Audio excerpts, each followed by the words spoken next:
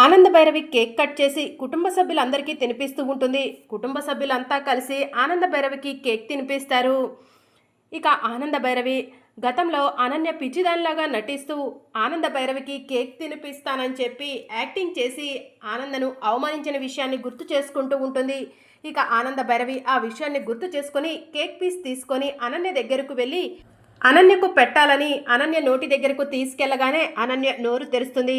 కానీ ఆనంద భైరవి అనన్యకు కేక్ తినిపించకుండా పక్కన ఉన్న కాంచనకు కేక్ తినిపించేసి మళ్ళీ వెళ్ళి కేక్ దగ్గర నుంచుంటుంది.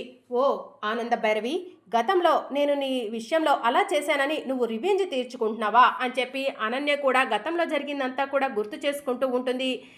ఆనంద, నీ పుట్టినరోజు ఇలా జరగటం మాకు చాలా సంతోషంగా ఉంది అని లీలావతి చెప్తూ ఉంటుంది. థ్యాంక్ యూ అక్క అని చెప్పి ఆనంద భైరవి అంటుంది. జ్యోతి జ్యోతి అని ఆనంద భైరవి పిలుస్తూ ఉంటే జ్యోతి ఒక బాక్స్ తీసుకొని వస్తుంది. ఆనంద ఆ బాక్స్ని ఓపెన్ చేసి చూడగానే అందులో గాజులు ఉంటాయి. ఆనంద, గాజులు తెప్పించావా అని లీలావతి అడుగుతూ ఉంటుంది. అవునక్క, శరణ్యకు మట్టి గాజులంటే ఇష్టం, అందుకే గాజులు తెప్పించాను అని చెప్పి ఆనంద భైరవి చెప్తూ ఉంటుంది. అత్తయ్య గారు, నాకు కూడా మట్టి గాజులంటే ఇష్టం అని చెప్పి ప్రీతి అంటుంది. అందుకేనమ్మా నా ఇద్దరి కోడళ్ళ కోసం గాజులు తెప్పించాను అని చెప్పి ఆనంద భైరవి అంటుంది. నానా రోహిత్, ఇదిగో ఈ గాజులు తీసుకొని నీ చేతులతో నువ్వే ప్రీతి చేతులకి వెయ్యి అని ఆనంద భైరవి చెప్తూ ఉంటుంది. ఇక దర్శన్కి కూడా గాజులు ఇచ్చి నీ చేతులతో నువ్వే శరణ్యకు గాజులు వెయ్యి అని చెప్పి ఆనంద భైరవి చెప్తూ ఉంటుంది. ఇక దర్శన్ గాజులు తీసుకొని శరణ్య వైపు కోపంగా చూస్తూ ఉంటాడు. ఇక రోహిత్ మాత్రం చాలా సంతోషంగా ప్రీతికి గాజులు వేస్తాడు. దర్శన్ గాజులు వేయకుండా చూస్తూ ఉంటే, దర్శన్ ఏం ఆలోచిస్తున్నావు, శరణ్య చేతికి గాజులు వేయి అని ఆనంద భైరవి చెప్తూ ఉంటే, ఒరే దర్శన్, భార్య చేతికి గాజులు వేయటం ఒక ఆర్ట్రా, ఇక్కడ నెగ్గితే కనుక జీవితంలో గెలవచ్చు అని చెప్పి రోహిత్ చెప్తూ ఉంటాడు. అబ్బో, ఈ నా మొగుడు ఎప్పుడైనా నా చేతికి గాజులు వేశాడా, దానికి చూడు ఎంత చక్కగా గాజులు వేశాడు అని చెప్పి అనన్య కాంచనతో అంటూ ఉంటుంది. అందుకే అమ్మి నీతో జీవితంలో నెగ్గలేకపోయాడు, ఆ అమ్మితో నెగ్గుతున్నాడు అని చెప్పి కాంచన అనన్యకు చెప్తూ ఉంటుంది. ఇక దర్శన్ ఇష్టం లేకుండా శరణ్య చేతికి గాజులు వేస్తూ ఉంటాడు. శరణ్య చేతులు నొప్పి పెడుతున్నా కూడా అలానే బలవంతంగా వేస్తూ ఉంటాడు. ఇక గాజులు వేయటం పూర్తవగానే ఆనంద భైరవి రాజేశ్వరరావు కాళ్లకు నమస్కారం చేసుకుంటూ ఉంటుంది. నిండు నూరేళ్ళు సంతోషంగా ఉండు ఆనంద అని చెప్పి రాజేశ్వరరావు అంటూ ఉంటాడు. ఆనంద, నువ్వు ఈ ఇంట్లో అడుగు పెట్టినప్పటి నుంచి మాతో సంతోషాన్ని పంచుకున్నావు. ఒక చెల్లెలిగా, ఒక భార్యగా, ఒక మరదలిగా అందరికీ సంతోషాన్ని పంచావు అని చెప్పి రాజేశ్వరరావు ఆనంద భైరవిని అంటూ ఉంటాడు. ఇక ఆనంద భైరవి కోటేశ్వరరావు లీలావతి దగ్గరకు వెళ్ళి నమస్కారం చేసుకుంటూ ఉంటే, చల్లగా ఉండమ్మా ఆనంద, నీ వల్ల మేము ఎప్పుడూ బాధపడలేదు, మా వల్ల నువ్వు ఎప్పుడైనా బాధపడి ఉంటే కనుక మమ్మల్ని క్షమించమ్మా అని చెప్పి కోటేశ్వరరావు చెప్తూ ఉంటాడు. అయ్యో, అలాంటి మాటలు మాట్లాడుతున్నారేంటి బావగారు అని చెప్పి ఆనంద భైరవి అంటుంది. ఆనంద, అమ్మలాగా ఈ కుటుంబాన్ని ఎప్పుడూ కూడా కాపాడుకుంటూ వచ్చావు, నువ్వు ఎప్పుడూ సంతోషంగా ఉండాలి ఆనంద అని లీలావతి చెప్తూ ఉంటుంది. ఇక అలా అందరి దగ్గర ఆశీర్వాదాలు పూర్తవటంతో ఆనంద భైరవి పుట్టినరోజు పూర్తయిపోతుంది. ఇక మరోవైపు శరణ్య ఒంటరిగా కూర్చొని చేతికి గాజులు వేసేటప్పుడు తగిలిన గాయానికి మందు రాసుకుంటూ ఉంటుంది. అప్పుడు ఆనంద భైరవి అటుగా వెళ్తూ శరణ్యను చూసి శరణ్య దగ్గరకు వచ్చి, శరణ్య ఏమైంది అని చెప్పి అడుగుతూ ఉంటే శరణ్య చేతులు వెనక్కి దాచుకుంటుంది. ఏం లేదు అత్తయ్య గారు, కిచెన్లో కత్తి గుచ్చుకుంది అని చెప్పి శరణ్య చెప్తూ ఉంటుంది. ఏది ఇలా ఇవ్వు అని చెప్పి ఆనంద భైరవి చేతులు తీసుకొని చూస్తూ ఉంటుంది. ఇక అప్పుడే శరణ్య చేతుల నుంచి రక్తం వస్తూ ఉంటుంది. ఇలా ఎలా కత్తి గుచ్చుకుంది శరణ్య అని చెప్పి ఆనంద భైరవి అడుగుతూ ఉంటే, శరణ్య గుచ్చుకుంది అత్తయ్య గారు అని చెప్పి చెప్తూ ఉంటుంది.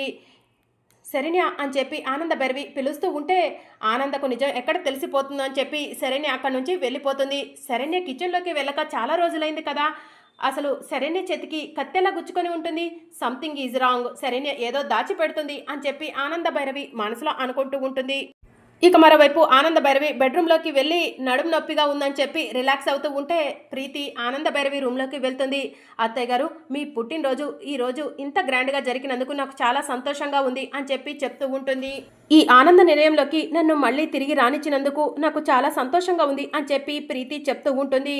అమ్మ ప్రీతి, నువ్వు తప్పు చేశావు, అప్పుడు కూడా మేమేమి నిన్ను కావాలని ఇంట్లో నుంచి బయటకు పంపించలేదు, నువ్వు తప్పు చేయడం వల్ల నీ అంతటా నువ్వే వెళ్లాల్సి వచ్చింది, నీ తప్పుకు ప్రాయశ్చిత్తం పొందావు, మళ్ళీ తిరిగి వచ్చావు అని చెప్పి ఆనంద భైరవి అంటూ ఉంటుంది.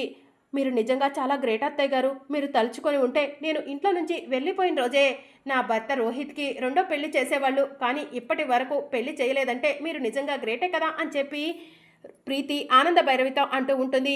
నీకు మాకు ఉన్న రిలేషన్షిప్ ఇలాంటిదమ్మా అని చెప్పి ఆనంద భైరవి అంటూ ఉంటుంది.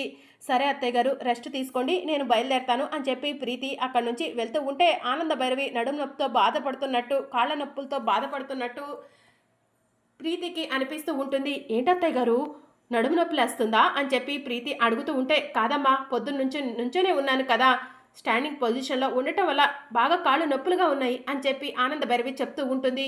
ఇదంతా కూడా అనన్య చాటుగా ఉండి చూస్తూ ఈ ప్రీతి ఓవర్ యాక్షన్తో కాళ్ళు నొప్పులా, నేను ఒత్తుతాను అత్తయ్య గారు అంటుంది. చూడమ్మా అని చెప్పి కాంచనకు చెప్తూ ఉంటుంది. అప్పుడు ప్రీతి, కాళ్ళు నొప్పులు లేస్తున్నాయా, నాకు ఒక్క మాట చెప్పొచ్చు కదా అత్తయ్య, ఇంట్లో పని మనిషి అనన్య ఉంది కదా, దాన్ని పిలిచి నొక్కిస్తాను కదా అని చెప్పి ప్రీతి ఆనంద భైరవితో అంటూ ఉంటుంది. ఆనంద భైరవి షాకింగ్గా ప్రీతి వైపు చూస్తూ ఉంటుంది.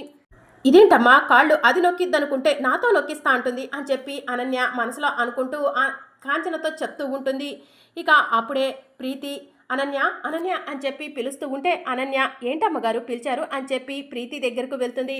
అత్తయ్య గారికి కాళ్ళు నొప్పులుగా ఉన్నాయంట, నొక్కు అని చెప్పి ప్రీతి అనన్యకు చెప్తూ ఉంటుంది. నేనా, నాకు కాళ్ళు నొక్కటం రాదు, నేను నొక్కను అని చెప్పి అనన్య అంటుంది. అయితే వెళ్ళు అని చెప్పి ప్రీతి అంటుంది. థ్యాంక్ యూ మేడం అని చెప్పి అనన్య అక్కడి నుంచి వెళ్తూ ఉంటే, నిన్ను మామూలుగా వెళ్ళమంటలేదు, లగేజ్ సర్దుకొని ఇంటి నుంచి బయటికి వెళ్ళిపో అని ప్రీతి అంటుంది. అదేంటి మేడం అలా అంటున్నారు అని అనన్య అడుగుతూ ఉంటే, పని మనుషులు పనులు చేయడానికే ఇంట్లో ఉంటారు, అంతేకాని ఖాళీ కూర్చోడానికి కాదు. నీకు పని రానప్పుడు నువ్వు ఈ ఇంట్లో ఉండి ఏం ఉపయోగం, గెట్ అవుట్ అని చెప్పి ప్రీతి అంటుంది. వదిలేనమ్మగారు, నొక్కుతాను అని చెప్పి అనన్య అంటుంది. సరే వెళ్ళి త్వరగా అత్తయ్య గారి కాళ్ళు నొక్కు అని చెప్పి ప్రీతి చెప్తూ ఉంటే అనన్య వెళ్ళి ఆనంద భైరవి వైపు చూస్తూ ఆనంద భైరవి కాళ్ళు నొక్కుతూ ఉంటుంది.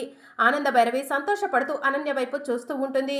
కాళ్ళు నొక్కటం రాదు అంటూనే బాగానే నొక్కుతున్నావు కదా, ఇలా రోజు నొక్కాలి, అత్తయ్య గారి పనులన్నీ నువ్వే చేయాలి అని ప్రీతి చెప్తూ ఉంటే, రోజునా అని చెప్పి అనన్య అంటూ ఉంటే, రోజు చేస్తేనే కదా ప్రాక్టీస్ అయ్యేది అని చెప్పి ప్రీతి అంటుంది. అనవసరంగా నోరు జారినట్టున్నానే అని చెప్పి అనన్య మనసులో అనుకుంటూ ఉంటుంది.